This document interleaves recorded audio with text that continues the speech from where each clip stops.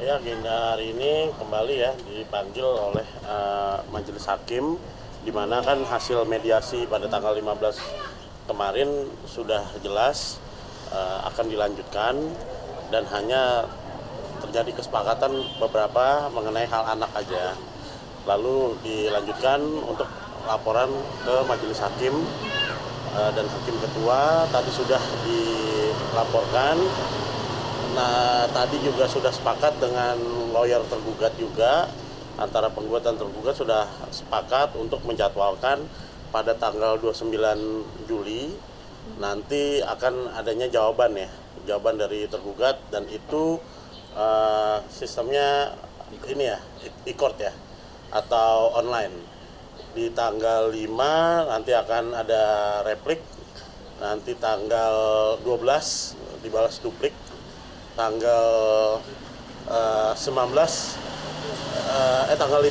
juga ada, kalau ada replik rekonvensi, dan tanggal 19 akan adanya bukti saksi dan surat kalau persidangan lancar ya, seperti itu jalannya.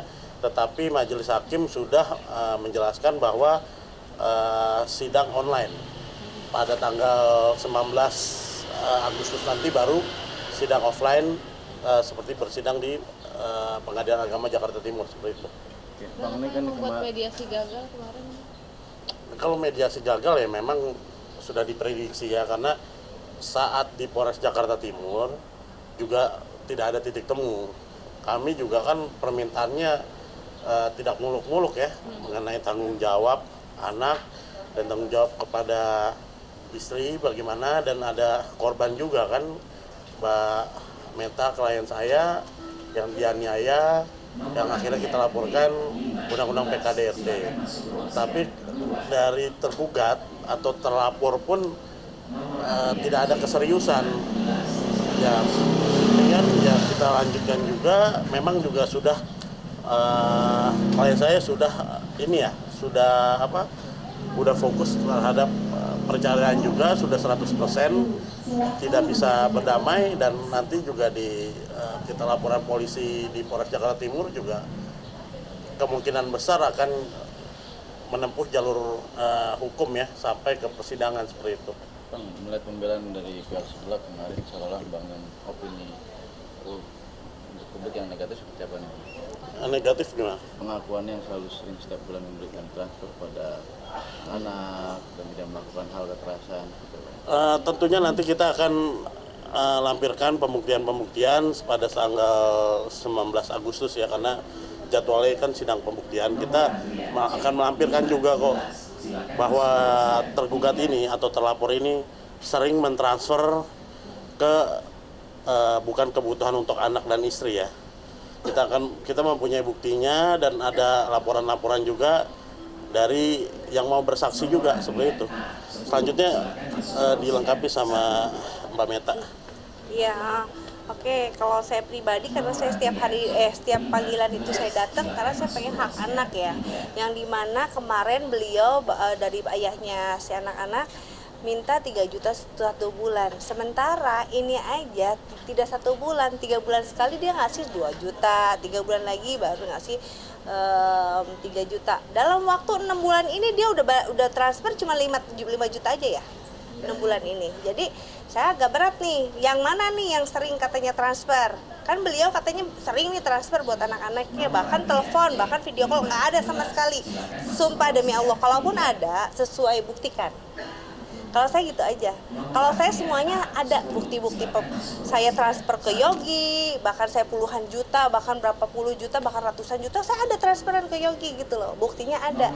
Kami simpan. Jadi nggak cuman hanya semata-mata kita ngomong tapi tidak ada bukti, tidak ada pembuktian kan gitu. Nah, beberapa yang saya sudah temukan adalah di mana yang Yogi itu mentransfer kakaknya yang bukan haknya ya beberapa kali. Sementara kan anaknya juga kan butuh pakaian, sandang, makan, susunya, apalagi ya pampers kayak gitu-gitu. Karena kan masih di bawah umur gitu loh. Saya kan butuh banget ya untuk biaya-biaya anak karena masih kecil banget gitu loh Mbak, gitu loh Mas. Jadi ya mungkin buat ibu-ibu yang di rumah lah tahu betul bahwa kemampuan saya sebagai perempuan, saya punya anak, 3 anak, 2 anak lah yang harus benar-benar kita Pak, nafkahi gitu loh. Sementara ya saya juga pekerjaan saya kan nggak menentu gitu, tapi ya alhamdulillah saya syukurin.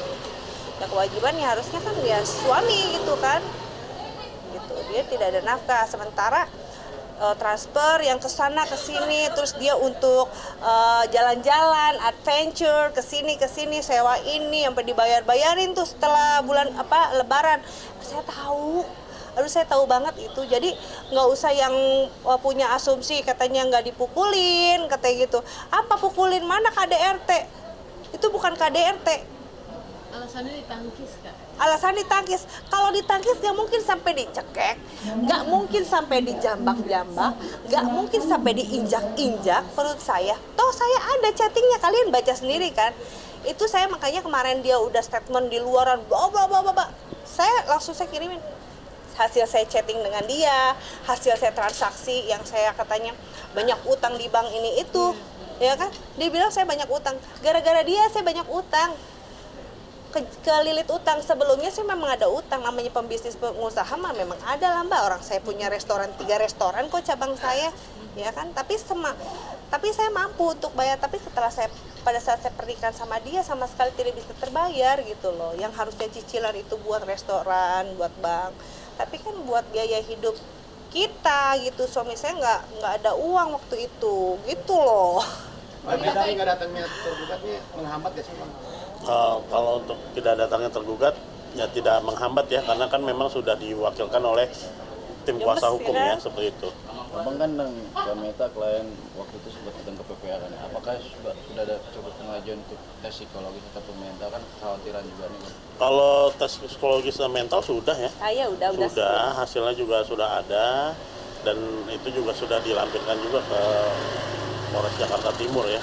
Ya kita optimis ya akan segera ditetapkan sebagai tersangka, dan majelis hakim juga akan memutus sebaik-baiknya untuk gugatan cerai kita ya, yang kita ajukan. Tadi hakim juga udah melihat kan di situ ada nafkah mut'ah, idah, kiswah dan maskan, madiah juga sudah kita ajukan. Tadi hakim juga sudah membaca kembali gugatan kita, dan ya mudah-mudahan hakim akan bijak mengabulkan semuanya.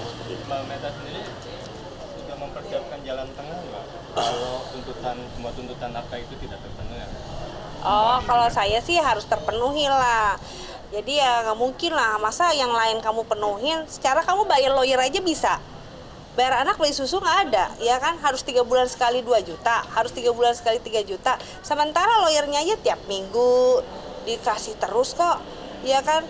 Pergantian sekarang ya namanya kita sebagai masih istri, jadi kita tahu lah track recordnya kemana aja. Bahkan dia transfer ke perempuan aja kita tahu, bahkan dia ngapain aja sama perempuan kita tahu gitu loh. Saya sejauh itu sampai seperti itu. Makanya jangan sampai saya ngomong seperti ini tidak ada bukti. Bukti udah saya kumpulin nih. Saya udah bukti selain di handphone saya sudah kumpulin juga kepada tim kuasa hukum. Semua bukti, semua saksi sudah ada. Jadi nggak cuma sembarangan ngoceh doang nih. Katanya yang kata lawyernya bilang katanya itu nggak ada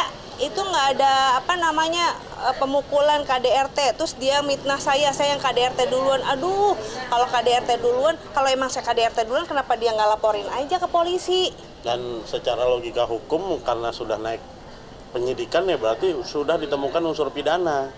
Tapi kalau berbicara itu hanya rekayasa, kan kita melaporkan ke kepolisian, ke penegak hukum. Penegak hukum melalui gelar perkara sudah menaikkan dari penyelidikan ke penyidikan. Jadi ya saya anggap ya omong kosong lah, angin lalu saja pembelaan itu. Yang penting kan kita secara formil, secara yuridisnya sudah dinaikkan dari penyelidikan ke penyidikan, yang artinya unsur pidananya sudah ada. Kasusnya apa Bang? Ya, sudah dinaikkan dari penyelidikan ke penyidikan. Berarti dia masih terlapor ya? Terlapor sebagai saksi juga kan, tapi kan nanti berikutnya akan melakukan gelar perkara yang kita optimis akan dinaikkan statusnya menjadi tersangka.